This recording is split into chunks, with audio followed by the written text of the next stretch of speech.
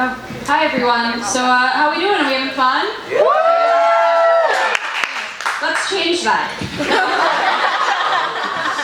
So, hi there. My name is Charlie Lenardi. I have a lot of problems. Allow me to tell you about them. I want to tell you guys about the time I went to see this show at the community center. It was a Pink Floyd cover band because that's how I decided to spend my youth. And the woman sitting next to me thought that I was a boy. And I was very offended by that because, you know, I'm not a boy, I'm a man. You know, I actually don't think I'm that unattractive. You know, I always struggled with my self-esteem, so the fact that I now believe that I look like the gender I identify as is huge for me. I decided that I'm what I like to call communist attractive. Meaning that I'm hot in theory, in practice not so much.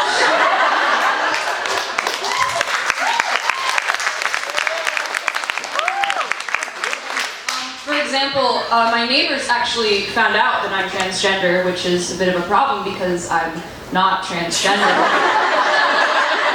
For some reason, they seem to be under the impression that underneath this delicate ballerina exterior, there's a lumberjack screaming to get out.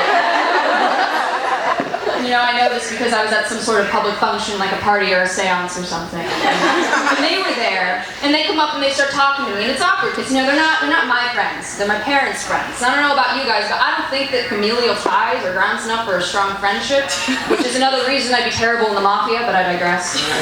So, we're talking and it's great, and then one of them pulls me aside, and she goes, "Hey Charlie, just want to let you know that we love your new nickname." Because Charlie isn't my real name, it's actually Cletus Denzel Slagerberg III. Please don't wear it out.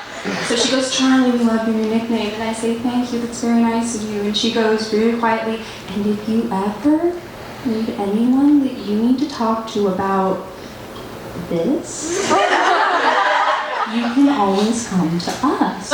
And I took me a second. I was like, "Oh my God, thank you. Wait a minute." And then she was gone. They still don't know the truth. I almost feel bad for like not being transgender because they're being so supportive about it. The dating thing has never really been my thing, if you couldn't tell. And I think that's because there's just a lot that I don't understand, like kissing. I mean, I know how to do it, but it's just it's weird. It's weird. What biological instincts we have in our brain that go, "Hey, so you really like that person, don't you? Yeah, you should put your mouth on top of their mouth." What? Take your mouth and you put it on top of their mouth. Why? Because I said so. What do I do with my teeth? Nothing, unless you're into that.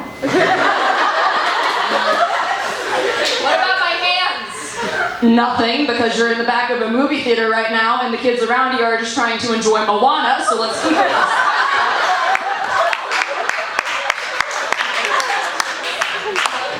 What about my tongue?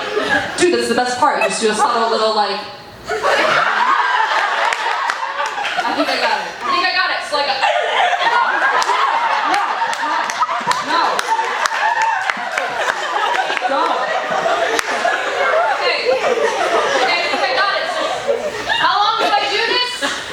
Well, you're 15, so forever. You will literally never stop doing this. At school, in the back of a car, in the front of a car, in line at a combination Togo's Baskin Robbins.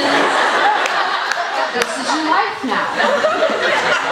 Believe it or not, I'm actually a very romantic person. I actually really like those old movies from like the 50s and those old Disney romances. You know, I think they're nice. But whenever I tell people that, they have to criticize me for it. They go like, "Well, Charlie, how can you like that stuff? You know, like, these kids don't even know each other and they're getting married." And I'm like, that's my ideal situation.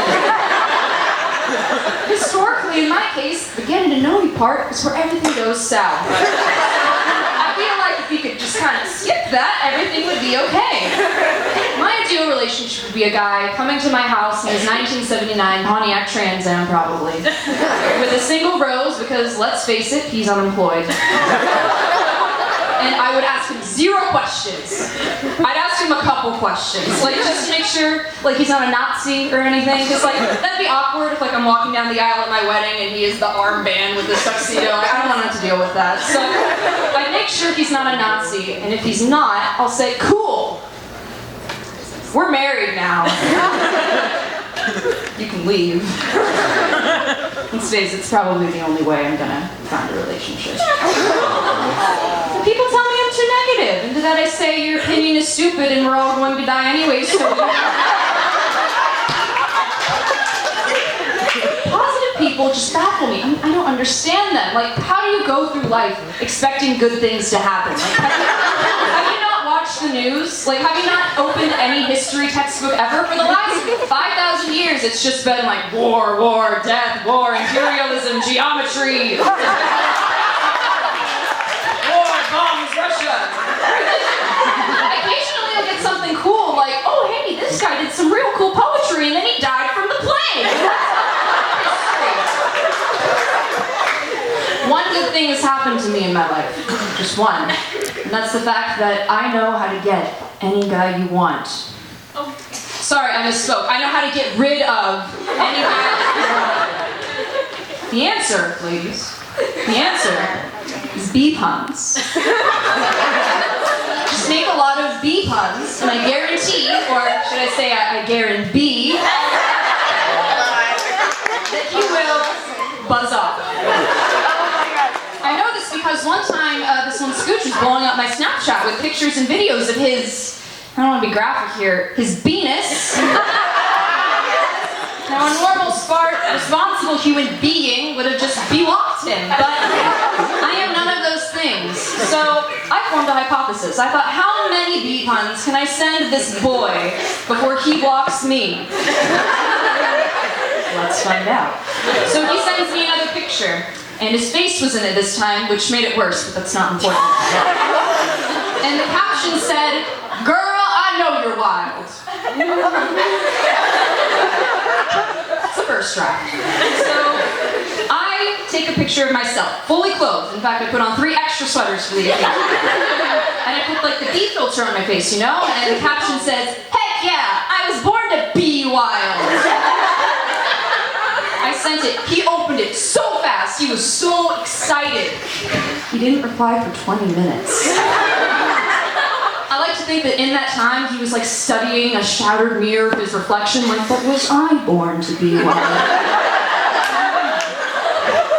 So he sends me back a black screen, which is always a good sign. And it just had 2 letters in it, and they were very important. It just said, So I sent back another picture of myself with the bee filter, and I said, come on, man, just be yourself. Took him 6 minutes to open it this time. I think he knew it was coming. He was debating in his head, like, well, she's either naked or it's another bee pun. I don't know if it's worth it or not. So 15 minutes later, he sends back another black screen, and it says, what are you doing? And I thought, yeah, what am I doing? And then it hit me. I was doing God's work. And in this insane world full of people mistaking me for a man, and plagues, and awkward makeouts, in that moment, I was exactly where I was supposed to be.